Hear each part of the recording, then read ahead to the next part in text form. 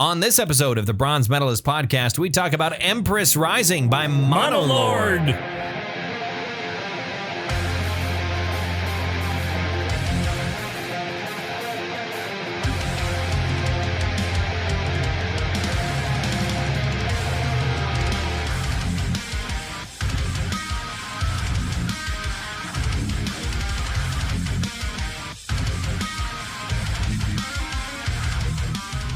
Hi, everyone. Welcome to another episode of the Bronze Medalist Podcast. I'm Kale. I'm OJ. We're two professional broadcasters, supposedly, and we like metal. We like to talk about it.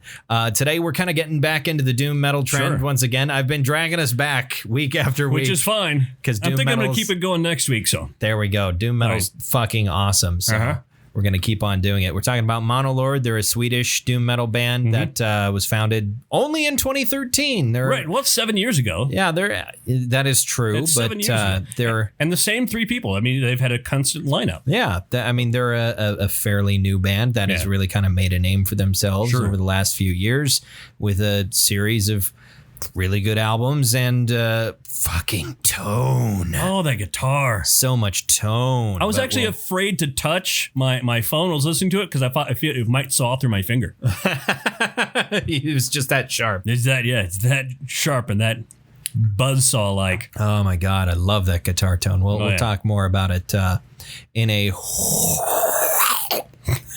I was trying to say while with like it, but it didn't work. Kind of fizzled there. Wow. I don't. There we go. Yeah. That's basically my attempt at Donald Duck as well. Sure. I can't do Donald Duck. No. Anyway, how are you doing, buddy? Doing good, actually. We were sitting around the fire tonight with the family out back. It's a nice night. I mean, we had some cheesy wieners stuck in the fire. And good old cheesy wieners. Cheesy wieners. But the good kind, it's the good kind of cheesy wieners. The good kinds of cheesy wieners, yeah. Not the bad cheesy wiener. No, they're brats with cheese in them. Yes. And we put them on, I had mine with some relish and mustard. And nice. You're around the fire. Around the fire, talking about stuff. Talking about really bonding with my 13-year-old because we like way different kinds of music. Yes. And he's kind of telling me, Dad, you always say, I have to listen to this. And I know you don't mean that because I don't listen to that. I won't. I'm not going to listen to that. I'm sorry, but I won't. I'm set in my ways. Which is weird. You're 13. Yeah. Although by the time I was 13, I was also set in my ways. Yeah, you knew what you liked. I was 13 in 1987. I was a 13-year-old white kid in 1987. So there's no doubt in my mind that I was infected by thrash metal. Yeah, it basically you were that kid. Yeah, you were the thrash metal kid. I mean, I guess when you were 13, you weren't up here yet, were you? I was living in the Philippines. I'd already. That's right. Yeah, I moved here in '83. That's and right. Moved to the Philippines in '86, and then like suddenly, eventually came back for some reason. Yeah, well, Dad got transferred. Yeah, we were only there 3 years. Yep. We're going back to Minot. I'm like, we're going back to Minot? But we're in tropical paradise. Well, I don't know about paradise, but I love the Philippines. It was great. I'd go back. But I've never left the North American continent. Really? Yeah. I have been to Canada. That's it. Let's do a podcast from Panama. No, is that technically from Panama? Panama. Wait a minute. Is Central America part of South America or North America? The vast majority of Central America is continentally in North America. Okay, so Ecuador. We'll do There we go. Do the podcast. Well, Ecuador would be South America. Right. That's what I'm saying. We'll be leaving continental North America. There we go. That or Colombia. I don't know if we want to go to Colombia. Oh, I have good coffee there. It's true. Yeah. I hear their Coca-Cola is pretty good. Yeah. That'd be funny. We do a podcast. It's a 20-minute podcast. And we have really great coffee here. Hey, guys. Man, you guys gonna... Let's go talk about this album. Yeah, no, I at some point, I need to go overseas somewhere, but I don't have the money to go myself. No. And, as a kid, it was going around the United States, what's going to suck is by the time you get enough money to go, you're going to have absorbed enough responsibility where you don't have the time. I don't know about that. That kind of sucks. I don't know. Maybe. If I'm careless, but if you're careless and make yourself too damn important. Yeah, if I make myself too important to people and or institutions that I cannot leave. Right. Like prison. Yeah, prison. Yeah. Sure, that kind of institution. I'm too important here. I've really found my place. At Leavenworth? That assumes that I've also joined the military. No, Leavenworth is a federal prison. Is it? Yeah. What am I getting it confused with? I'm not sure. There's a particular military prison. Oh, is that not Leavenworth? Yeah. I thought that was... Leavenworth, Kansas. I could have sworn that was Leavenworth prison.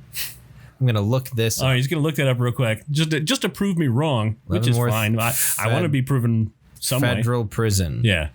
What kind of prison is United States Penitentiary, Leavenworth? Yeah, it's just a federal prison. Yeah. Why did I think it was? I swear there's a military prison. Where's the military prison? Well, this isn't a tangent. Military prison. Yeah. I mean, I found the general term for military prison. Mm-hmm. The top question is Leavenworth a military prison? It is not. The United States... So it's Fort Leavenworth. It's not Leavenworth Penitentiary. There's Fort Leavenworth, which is an army post in general, and that is where the United States Disciplinary Barracks is. Sure. But U.S. military prisons, are there other things? Yeah, Fort Leavenworth is the big one. Mm-hmm. And then there's Fort Lewis apparently has one. Nice. Yeah, this is nothing. I don't know why we're doing this. This is a nothing segment. I don't know why we started talking about that. But I'm not. Of course, there's another party involved in the idea of me having children. Sure, but I'm. Someone has to kind of agree to that. Yeah, I'm not really planning. Hopefully, yeah, I'm not really planning on having children. Ever. Maybe ever. I don't know. I love my nephews, but I'm just, I don't really see myself as a dad. You'd be like Tony Randall. Who's Tony Randall? Tony Randall, he was a Broadway actor. He was in the movie, he was in the TV show, The Odd Couple. That was on. Uh-huh. Yeah. Anyway, he had his first child at like 78. Oh, wow. Yeah. You'd be like Mick Jagger, where you have your first child at, I don't know how old Mick Jagger was when he had his first child. I mean, I think one of his children is about the same age as his great grandchild. Yeah, I think he has that going. One of his children is 2, I believe, and he is a great grandfather. Yes, which is so incredibly bizarre. Mm-hmm. It's just that's going to be a weird family reunion. Mm-hmm. Hey, Pop, watch me! Not funny. Go play with your grandniece who is the same age as you. Pop, can I have a drink of water? No. How old is Mick Jagger? He's in his 70s. 70 something at this point. He's in his middle 70s somewhere. He's like the Genghis Khan of rock music. It's so many children. So many grandchildren. It's going to be, there's years in the future. Everyone will be a descendant on some level from Mick Jagger. Everyone, 1,000 years from now, everyone will be, 1/1600th Mick Jagger. Yeah. Mick Tilla the Hun. Was my great father. Why is everyone using this little child voice? Well, because I'm only 4. Now you sound like Herbert the Pervert. I got some popsicles. It's right. Slowly. I mean, that's what a kid would say. Sure. Like, I got some popsicles. You want some? And it's like, you've already licked them. You've licked all of those. Yeah. I do not want them. You can have that. Look, I'm not going to steal your popsicle from you. You go ahead and finish it. Enjoy that. I'm glad that sharing has been imprinted upon you. I can't tell you how many times over my lifetime that conversation has happened. I have 5 children. I spilled on myself. We're drinking mead. Well, it's honey wine. Theoretically, probably. Mead. It tastes vaguely like mead. It does. It tastes meadish. Meadish. I'm to the point where I wonder if this is not like a blend instead of just straight up honey wine. Right. Because as we discussed before, honey wine is a thing. Right. It's wine made with grapes that has a bit of honey in it. Sure. Usually a white wine. It has a bit of honey in it? Yeah, it has a bit of honey in it. Hence the name. Do they still have the candy bar bit of honey? Is that still a thing? have never heard of it, so I'm going to say no. Oh man, tragic. Say no. You've grown up not knowing what bit of honey is. I'm sure I have. It's a very love-hate candy bar. Why? Because sometimes you go, man, this is great, and then a second later you're going, this is the cheapest ass gross piece of candy I've ever put in my mouth. That's Hershey's. That's Hershey's, really, for you. For me, not any. When I was a kid, I fucking loved Hershey bars. Sure, because it's 8 million % sugar and about 2% actual chocolate. Right. And I mean, this has happened to every kid who liked chocolate growing up and has grown up and goes, oh, dark chocolate is actually pretty fucking good. I'm going to eat that now. My taste is much more refined now. Yes. But and I don't really eat dark chocolate very often, but straight up milk chocolate cannot do. No, it's like ruined chocolate. And like a Hershey bar to me now, a whole bar, one little piece of Hershey? Sure, why not? Or a whole bar to me? No. The idea is almost gross. A piece of Hershey melted onto a graham cracker with marshmallow. There we go. Is a thing. It's like American cheese. Right. It's the American cheese of chocolate. It is. American cheese that is on between two grilled pieces of bread is one of the best things ever invented by man. Fuck yes, absolutely. Yeah. A piece of American cheese right out on of the its wrapper? own. You right out of the wrapper, you eat that. You're a psychopath. I feel like I've eaten an edible petroleum product. My roommate would do that. He would just eat pieces of American cheese. I've done it. And it'd be like, why? Why are you? American cheese is not meant to be ate by itself.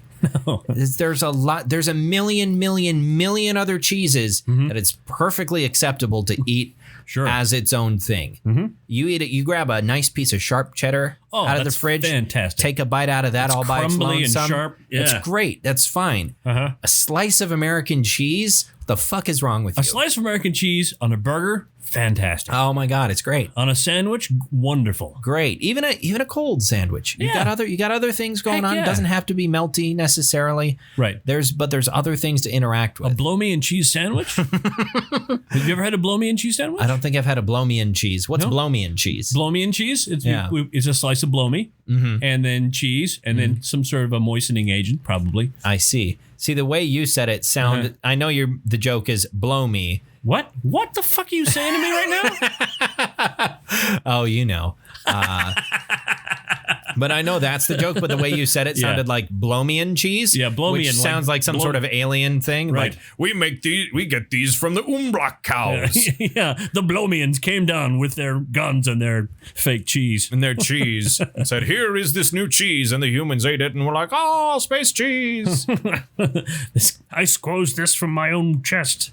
That's why it's blow-me-in cheese. Yeah. It's because it's made from the milk of the blow-me-ins themselves. Right, exactly. Ooh, I wonder if anybody's done that. Made cheese from breast milk? Well, yeah.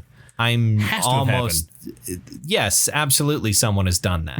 100% someone. I think I read a story, I read a comment on Reddit somewhere where someone mentioned that they made a cake with breast milk and that it was apparently really good. Really? Which has disturbing implications, I think. Sure. But other people who have tasted it as an adult go, holy fuck, that's sweet. Sure. Oh, yeah. I actually drank some of my aunt's breast milk. Oh no! When I was a kid, yeah. Oh, when you're a kid. When I was a kid, that's a bit less embarrassing. Not recently. No. This was when I was a kid, and I would hope your aunt is not still pumping out children because you are 46 years old. Yeah, my aunt has since slipped the surly bonds of earth. But I mean, unless it's a Mick Jagger situation where she's actually 5 years younger than you. No, she has let loose from this mortal coil. She's not with us, but she was from El Salvador, and she was married to my uncle, which both of them are very strange people, and they did strange things, and I was wondering why they kept milk in this type of a container in their fridge, but whatever. Yeah, I'm here visiting. He said, "This is kind of sweet." My uncle went, "No. This is Uncle's special milk." No, I don't think it was for him. No, you know what? You just said they were kind of weird and did kind of weird things. Sure, but I didn't mean that. I mean, I was like 6. I didn't have that. Maybe they're freaky. I don't know, but I mean they were kind of odd and quirky. I didn't. Okay, you didn't mean they were kinky. I didn't. No, I didn't. I had no, please don't. This is my revenge for your fucking Father's Day comment. Yes, we determined that Gail's birthday is roughly 9 months after Father's Day. Don't you fucking dare make that joke again. God. Okay. And completely moving entirely onward from that. Anything you want, Daddy. God. I finished watching Avatar: The Last Airbender. Oh yeah, and I need to get there, but my son has been sort of unavailable. I mean, and I'm not going to watch it without him, I suppose. Yeah. God, it's so good though. Mm-hmm. It's so good. Oh my God, it's great. I'm so sad that I didn't watch it as a child. I'm glad that I have watched it now. It would have been weird if I watched it as a child. Yeah, it would have involved some time travel. It would have. But like God, it was great. It's so good. Mm-hmm. It's such a good show, and there's so many great messages in there for anybody, not necessarily just kids. It's just like, hey, you might be an adult, but you probably need this too because the world sucks, right? And this is a bit of hope here. I mean, they have where I am. They haven't made it to the Northlands yet. To the North Pole. The North Pole. The North Pole. Yeah. So they're still being tracked by the fire. By Zuko. And theoretically Iroh, who's mostly just drinking tea. Yeah.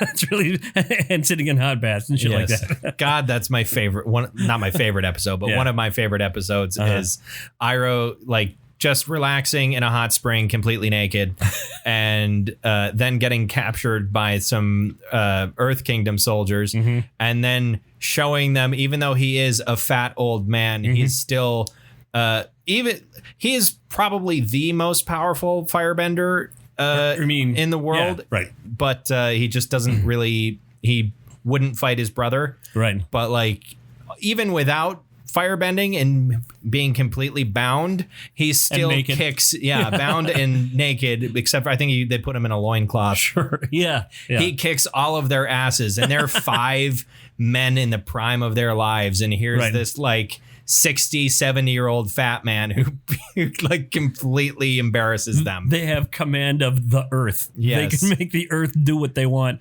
but this old fat guy beats the shit out of him. Because Iroh is a stone cold badass. No, he's not a stone cold badass. He's a fire cold badass. He's a very sweet and warm man. Yeah. Who he's got a big also is an incredible badass when he needs to be. Iroh's probably my favorite character in the show. He's fantastic. I'm so glad they took this wonderful story and they made that movie out of it.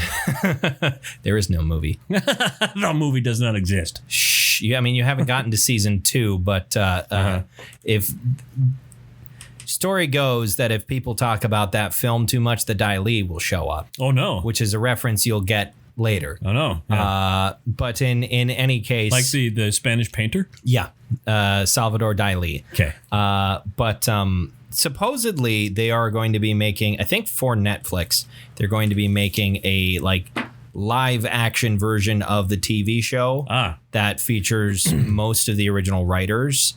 So it's kind of like this is either going to be an amazingly faithful recreation of the original series, or it's going to suck. It's one or the other, and it'll be way easier for them to make it suck than to make it good. So much easier. Yes, absolutely. It'll be much easier for them to make it awful than good. And it's I'm just like having trouble picturing actors as any of the kids, or like picturing, because God, if or wait, there's again, I don't want to spoil stuff, so I'll stop talking for the moment. But there's stuff vaguely. Can you be vague or? Well, there is an actor that was a big part of the TV show that is no longer with us. Oh, really? But in any case, who's the actor? That won't spoil anything. Oh, it was Mako, who is Uncle Iroh. Oh, right. He passed away towards the latter half of season 2. The actor. The actor passed away, and there's a really beautiful moment where they pay tribute to him in season 2. But they got Greg. The actor? Yeah. They pay. Okay. It wasn't like an in-universe thing where people are like, "Yes, we pay tribute to Mako, the real human being." No, it was a tasteful segment in episode called "The Tales of Ba Sing Se," which features a bunch of little vignettes about a bunch of the main characters. But they got Greg Baldwin to replace him. Oh wow! Not one of the Baldwin brothers. No, I know.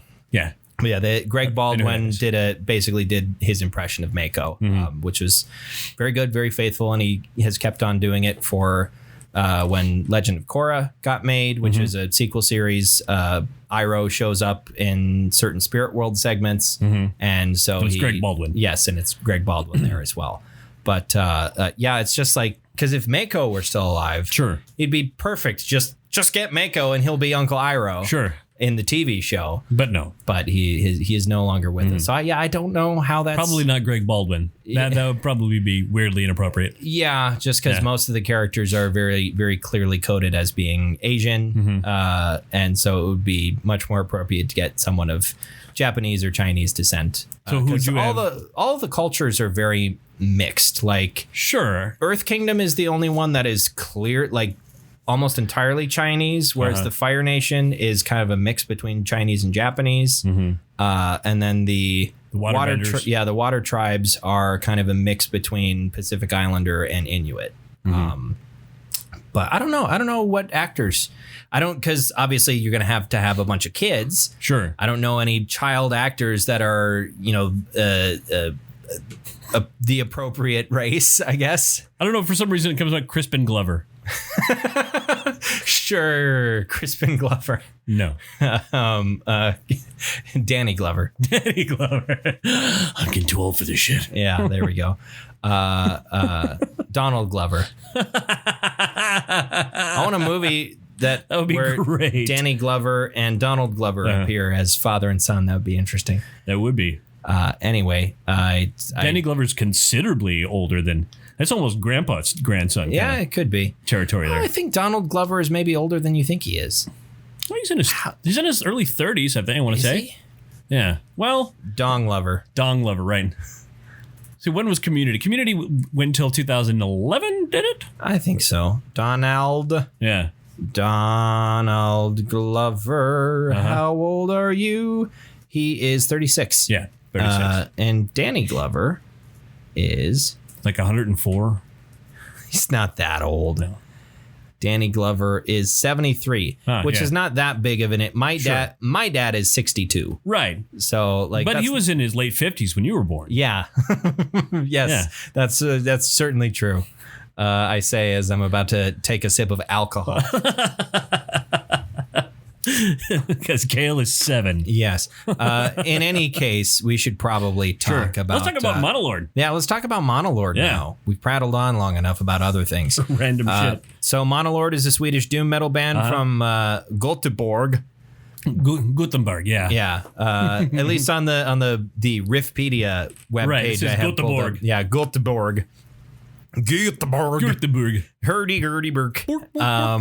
But they were founded in 2013. Yes. It's a power trio consisting of Thomas Jagger, who is the guitar player and the vocalist, Mika Hackey, who I think has probably got some Finnish descent in there. That does sound a bit Finnish. Plays the bass, and Esben Williams, who is on the drums. Williams. Famous Swedish last name. Williams. Yes, who plays the drums. Sure. Classic power trio sort of situation. You made a mention earlier today about how it seems to be the case with doom metal where the less members, the better the sound. Yeah, that just seems to be the case. Seems with doom metal, if you have like half a dude, it's the best. It's going to be the best album ever made. The best doom metal you've ever listened to. Yes. Yeah. That might be the case with black metal too, where it's like the less band members, the better it is. Yeah. So you whittle it down to just one, and it's your one man black metal project. Who are we kidding? Most one man black metal projects are awful. Yeah. Like Panopticon and Burzum are kind of the exceptions, and only one of those is politically correct. Yeah, one of those you should listen to. Yeah, and one of those you should have yourself a really serious consideration about separating art from the artist before you listen to it. Yeah, fucking Panopticon. Famous awful person, Austin Lunn. From Minnesota. Well, he's from Kentucky. From Kentucky. He lives in Minnesota. No, Austin Lunn, by all measures, seems to be a nice and a very creative, forward-thinking fella. Just a good guy. I mean, his band is listed as under a list of red and socialist black metal, so he's kind of the thematic opposite of fucking Varg. Right. And as far as we know, Austin. Louis Cachet. Louis Cachet. And he's French now. As far as I know, Austin has burned very, very few churches to the ground. Yeah, very few. As far as I understand, Austin Lunn has not burned down any churches. Yeah. Varg, on the other hand, has several churches. Also, as far as I know, Austin Lunn has never murdered anyone who played in his band. Yeah, or anyone who hasn't played in his band. Yeah, let's qualify that. Yeah. He's not murdered anybody. He's murdered very, very. That number is extremely low. It's the people Austin Lund has murdered. I think what we're just finding is it's a very low bar to be a better person than Varg Vikernes. I think so, yeah. Anyway, we were talking about Monolord for about 2 seconds. Sure. So yeah, they were founded in 2013, and in 2014 they put out Empress Rising, which kind of came as a surprise to everyone in the doom metal community who was like, what's this new album? Holy shit, who are these guys? Because it was fucking awesome. A bunch of the band members had previously been part of a project called Marulk, which had Thomas Yeager and Mika Hackey. Thomas Yeager and Esben Williams were in it together. Yes. And that was more of as I understand, a bit more of just a rock sort of project, as I understand. I'm not super familiar with it, but it's been mentioned in a couple reviews as being more rock-centric versus a lot doom of metal, which this so clearly is. Yes, and their other band was very boogie. There's a lot of boogie to it. A lot of boogie. A lot of boogie. And this is so clearly just not boogie. This is there was a comment I saw on a YouTube video, I think, which is if you listen very closely at certain points, you can hear vacuum tubes rattling. That is the sort of sound on this record. It's just I wonder, are they actually using tube amps? It's possible. I imagine they are. Yeah. It's a doom metal band. If you're not using tube amps, what are you doing? What are you doing with your life? It was always a weird thing. We used to tour with another band that insisted on using Marshall tube amps. And so there's just a sound to it. Oh, and they sounded great. They sound wonderful. The only problem was like every third show, we can't play tonight. I got to go spend another $300 on a fucking tube. Yeah. That is the problem with it. You want to play through my amp tonight? And I suppose you could record in studio with a tube amp and get something that sounds reasonably like it to tour with. If you are a doom metal, you record from your cabinet in the studio. Yes, of course you do. You do not play through a board from your head. So sidebar, I guess, I inadvisably went to Fargo over the weekend. Inadvisably? For a D&D weekend. Well, because when this event was planned, the pandemic seemed like it was really ramping down. And I see. Over the weekend and over the last 2 weeks, it has really ramped up. Yeah.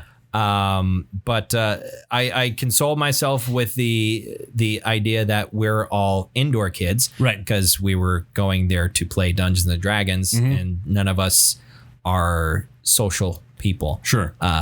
Particularly social anyway. So we, it was a low key, and there was 8 of us, but it was.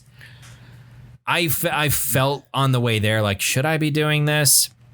But the other thing is I made one stop on the way there and one stop on the way back. It wasn't like I was stopping at 15 million places to, get food and that sort of things. And I didn't leave that apartment all weekend. So it was as safe as it could be. But anyway, while I was on the road trip, I was listening to a lot of this album.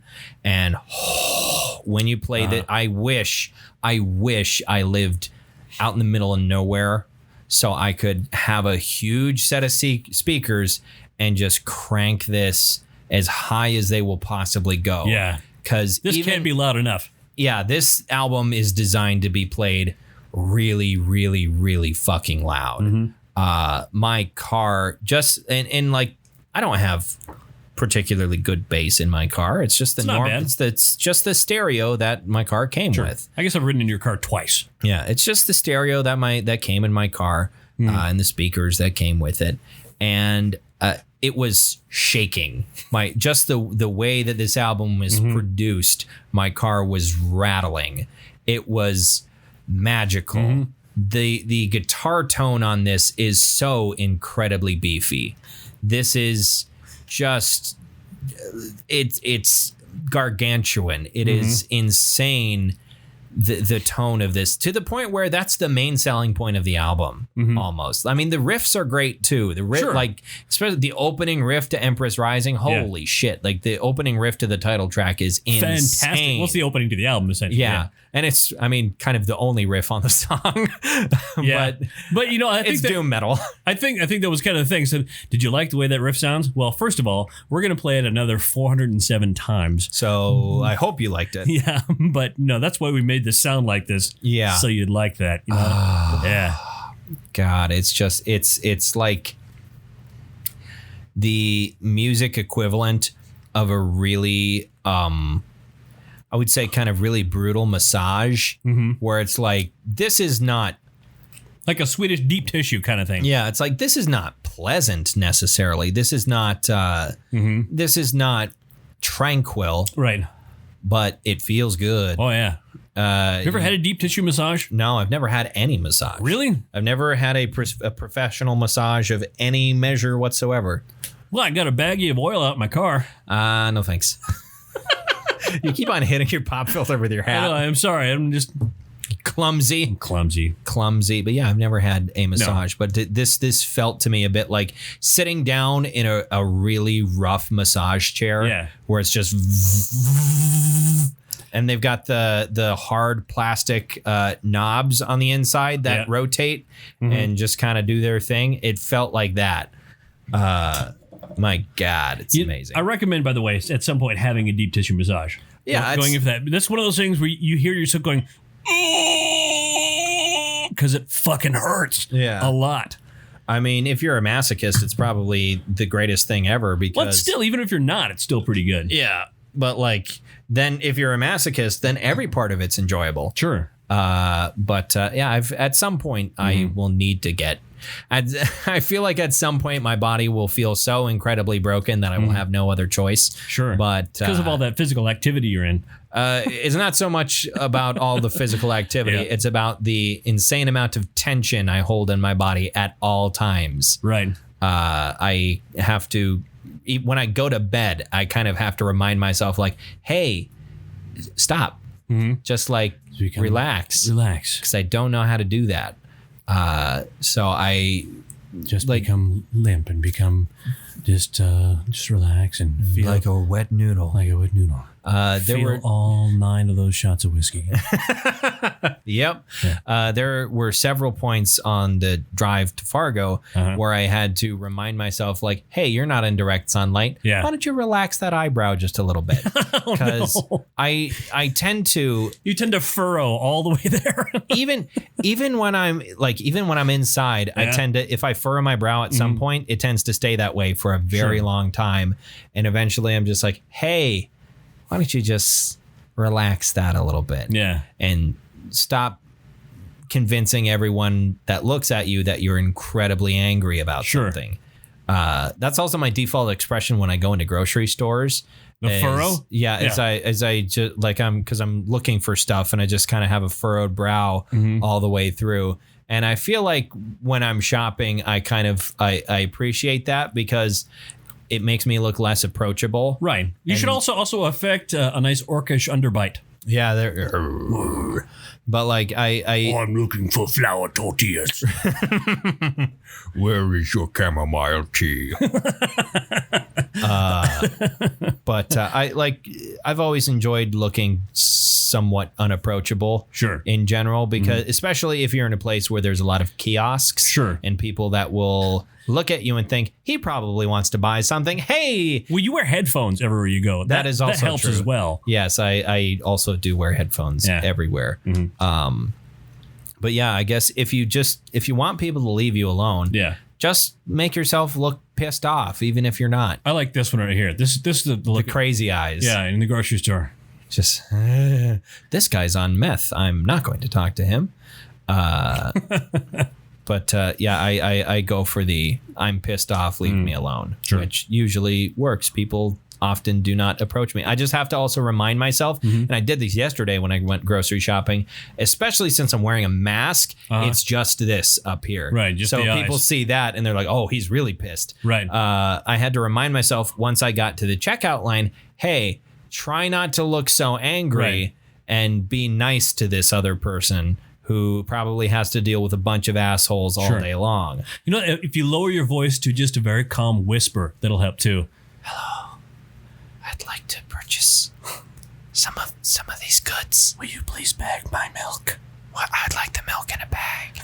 I was at Cashwise actually, so I had to do all the All right, you got to do your own bagging over at Cashwise. Which it's fine, I guess. Yeah. I often go shopping at different places. I was very pleased when I went to Cashwise because like 90% of the people in there were wearing masks, which is an oddity for North Dakota because we suck in many ways. I wonder how often the cashier mocks the person down at the end of the line putting their eggs at the bottom of the bag that they're about to load their 12-pack of pop into, you know? Oh, boy.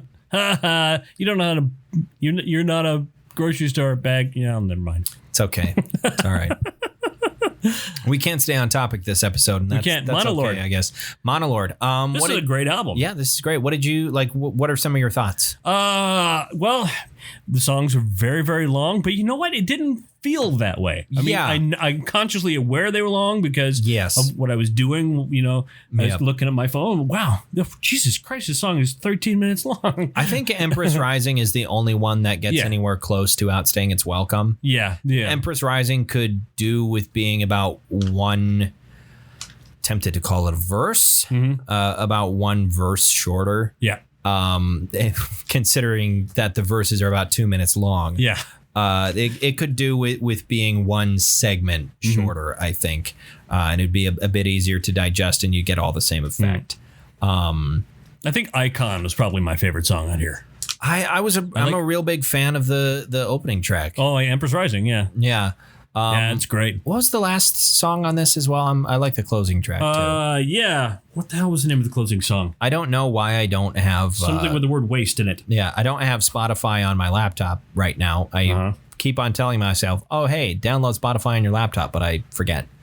Watchers of the Waste. Yeah, I like Watchers of the Waste. It is a great song. But my previous experience with this album. Before we picked it up for the podcast was mostly just listening to the first 6 minutes of the first track. The first half. Yeah, over and over and over again. Because boy, it is Flying Whales level of like crushing opening riff. You, like Flying Whales is a song you really listen to just for the opening riff, and you stick around because the rest of it's great too. Well, the opening part of Flying Whales is, very ambient. A minute and a half of whale noises. Yeah. But the opening riff anyway. Yeah. That's what you're waiting for. Yes. And you stick around because the rest of it's great. And Empress Rising is very much the same beast where it's like, I'm here for that massive wall of fuzz that's about to slam straight into my face after a minute of buildup. I want my motorcycle to sound like their guitar. Oh, that would be great. Well, the guitar, actually, when you really listen to it, it's a guitar and it's the combination of the two together. It perfectly meshed. Perfect synchronicity. Yeah. I think I want to, like, again, not knowing a whole lot about the setup of different instruments, but I feel like the bass is really cranked. Yeah. They really cranked the bass for this one. There's a lot of low end in the bass. There's a lot of like a lot of thrash metal that happens where here's a bass guitar and there's no low end to it. Yeah, it's just like this was only written as a bass guitar. Yeah. This doesn't really have any particular effect in the building blocks of this sound as a listener anyway. This doesn't make the wall. Yeah. Writing, of course, yes, you need the bass guitar because that's you have the bass line and that's what people go off of. That's that's fine. That's how you write a rock song. But like in the mix, it doesn't have any power. This is lots of power, baby. Lots of power. That's a powerful bass right there. That's a very powerful bass. I also like, I think in the second song, which is, I could probably pull up the song list on this album. Second song would be, I can't read it. Aud Humblia? Oh yeah, it is a weird, Aud Humblia. Yeah. I think that one has a like a bass, not a bass solo, but there's a part where the riff continues, but the guitar drops away. Right, it's just the bass. And you hear just the bass, and you're like, wow, that's a lot of power. Yeah, it is. It's a powerful instrument. Power!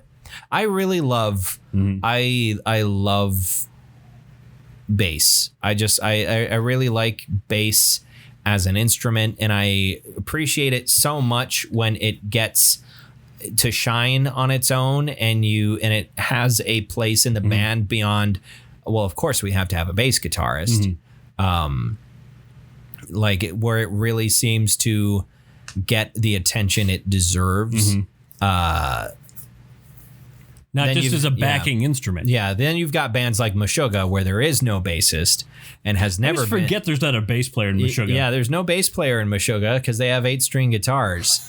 I do kind of like how Mirror Reaper is, or just in general Bell Witch is the opposite of Meshuggah, which is Meshuggah was like, we don't need a bassist because we all have 8-string guitars, and Bell Witch is, we don't need a guitarist because we have a 6-string bass.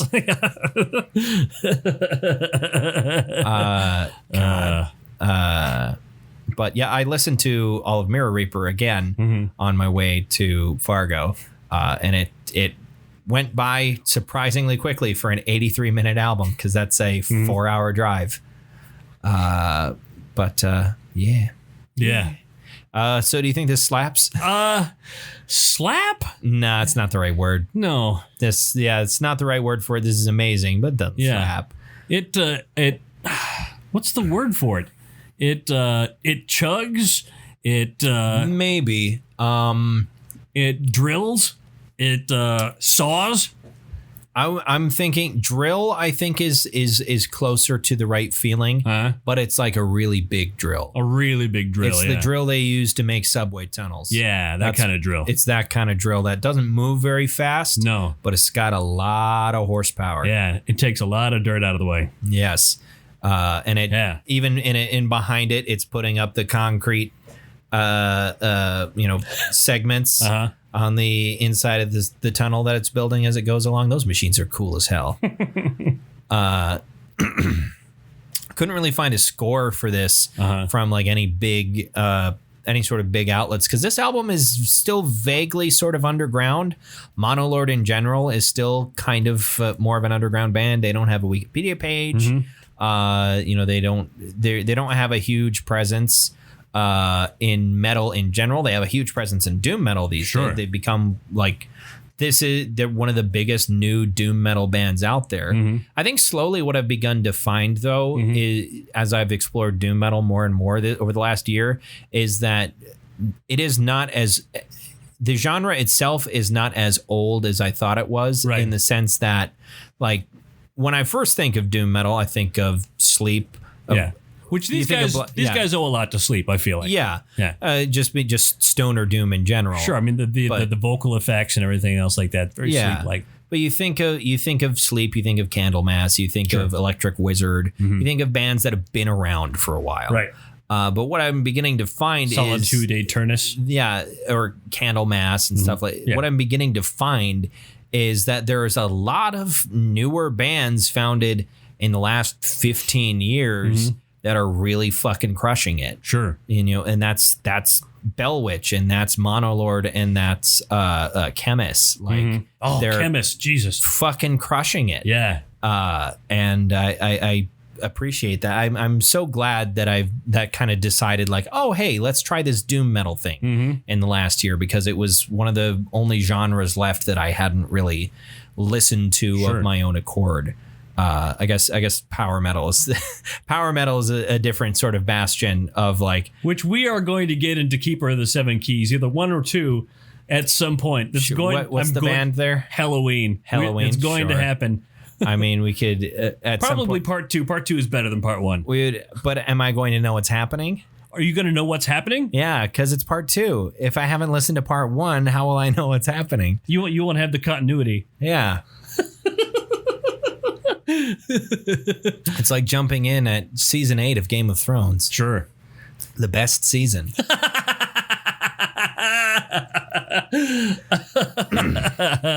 Yeah. I'm kind of losing my voice here a little bit, so I think we'll kind of wrap things up here. Yeah, wrap things up. We've already talked about our favorite songs. Yeah. You like Icon. Icon is a very good song. Yeah. This album, I feel like it's a little bit of a blur to me, because it's like a one piece. It's Empress Rising, and the other songs, which are all great, and all have just insane, great riffs, and just it's so heavy.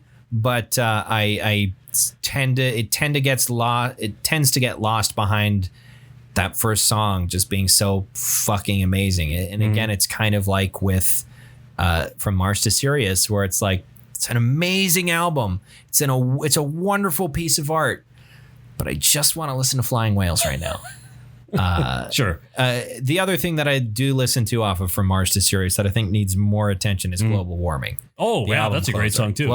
Global Warming is amazing. And they made a live video because they never performed that song live.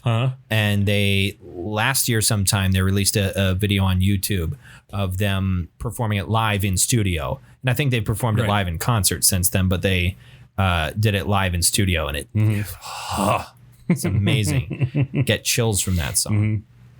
But and it's such an incredibly hopeful message too at the end of that song. But anyway, oh no, I accidentally started talking about Gojira. It's all right. How could I? It's all right. But I really like the title song. It's just it's that. No, you're not wrong. That opening riff, my God. And the thing is, I got introduced. So here's the sort of like, I don't want to call it serendipity, but here's the coincidence of me coming across this album. Is it wasn't like I was, going, looking for doom metal bands to listen to. It was me coming across a Baby Yoda meme on the doom metal subreddit. Sure. It's the episode where he keeps on clicking the button in the cockpit.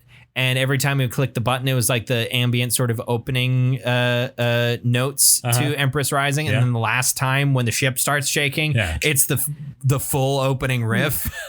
And the ship is just vibrating.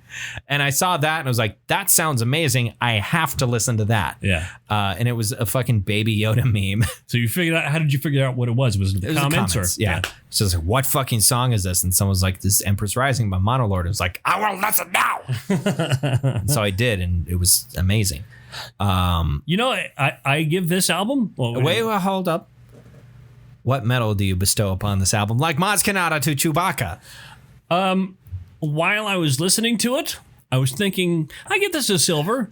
And since I have listened to it, I have cravings to listen to it again. Yeah. Which means, no, that's a gold. It's a gold. It's a gold. Yeah. Yeah. I keep on coming back to this. It's got to be a gold. Yeah. If I have cravings for it, it's a gold. Yeah. So that's what this is. It deserves every bit of it. Right. God. Yeah, now I want to listen. Yeah, I know. I hear you.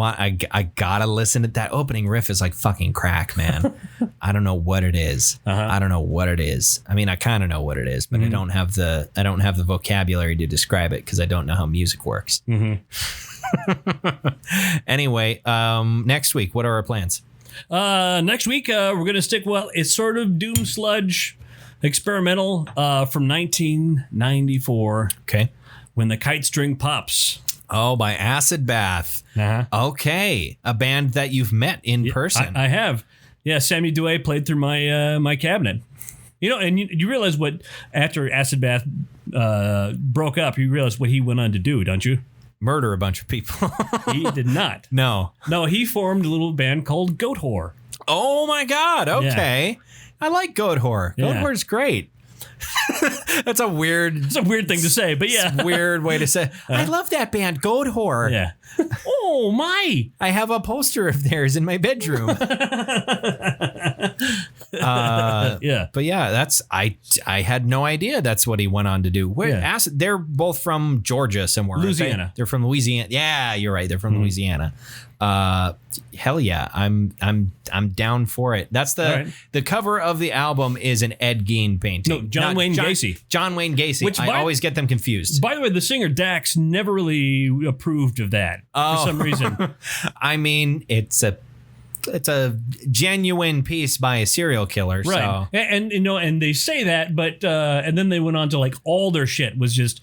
With serial killer paintings. I mean, they only had 2 albums. Yeah, I mean, it is on one level. It's like, well, that's kind of macabre, but then on the other hand, it's like you're in a metal band. Yeah, of course it is. Like, how many grindcore songs start with a sound sample of a courtroom hearing from a serial killer? Sure, all of them. That's the answer. It's all of them. I still remember being a young teenager and reading in what the hell magazine was, like Hit Parader. It was one of the early hard rock and heavy metal magazines. And then somebody had written a letter to the editor. Why do we have to listen to a band whose name is named after like an ancient torture device like Iron Maiden? That's terrible. And the answer was like, fuck you. You know, this is heavy metal. Oh, fuck off. Yeah. If you think that's shocking, wait till you hear about Anal Cunt. They haven't formed yet. Oh, it was not. It was. I feel like it was. When did Anal Cunt become this a was. thing? I remember reading that was in the 80s. Anal Cunt was none of the 80s. 1988. Was it 88? It was really? 1988. I feel like they became a thing. They weren't known in 1988. I'm sure they were not. They hadn't gotten widespread publicity at that point. The only reason they've ever got anything close to widespread publicity is the name. Right, the name. That's the only thing that kept them going was the name.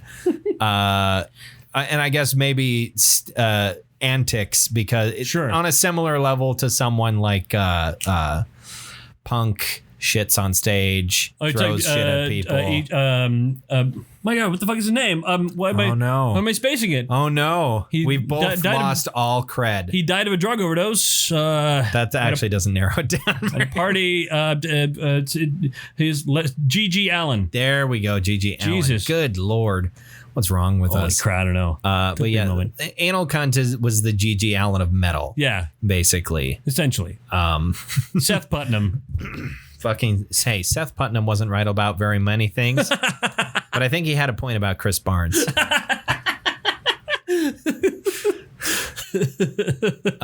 Hitler didn't say too many things I agree with, but he liked donuts. Yeah. Yeah.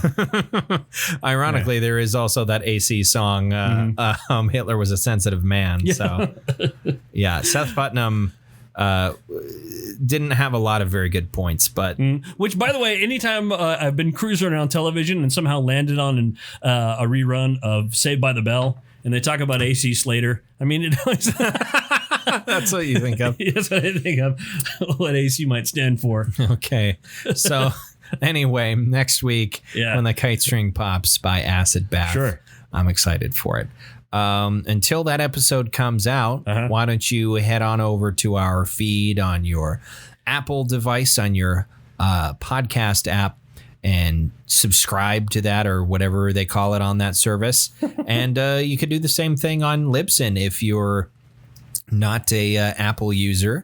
There's the Podcast Source app, although there might be another one for Libsyn. I don't know. That's the one I have on my Android device. And you could subscribe to us there. You could also follow our pages on Twitter and on Facebook and on MySpace. Do we on MySpace? No, we don't have a MySpace. I have a MySpace page. You have a MySpace page? I do. I got it in 2006, I think. There you go. That's, I mean, I guess Facebook wasn't really super big until like 2008, 2009. Yeah, at least, yeah. And at that point, you had to be invited to it. Did you know that? You couldn't just get a Facebook page. Yeah. You had to have a Facebook user invite you to Facebook. Wow. Now any the neighborhood Shih Tzu can get a goddamn Facebook page. Yeah, absolutely. By accidentally stepping on a device. How many friends did you have on MySpace? On MySpace? Yeah. Oh man, at least 80. At least 8. Yeah. And one of them was Tom. Oh, of course. Tom. I remember somebody making fun of Tom. Ha, ha, ha, ha. Your social network bit the dust. Ha, ha, ha. And he was like, ha, ha, ha. I sold it for $480 million. I made the better part of $500 million and promptly shut the fuck up and watched it die. Yeah, promptly shut the fuck up, watched it die, and have stayed out of the public limelight ever since. Right. Just living my best life. Sure. Tom, I hope Tom is happy because someone deserves to be. He has a lot of money. Yeah. Which makes me dislike him a little bit. Sure. But I mean, at least he's not being a cunt. No, he's not. As far as we know. Maybe Tom might have done some pretty terrible things. I don't know. Maybe he's a cunt off the grid. That could be. Which there's something to be said for that. Sure. At least you're not spreading how much of a dick you are to everyone else. Right. So there's something to be said for being a dick but being quiet about it. Yeah. Anyway, that's the end of my philosophy lesson for tonight. All right. Tune in next week. Tune in next week for more philosophy lessons. Thank you all for listening to another episode of the Bronze Metalist Podcast. I'm Kale. I'm OJ. Congratulations.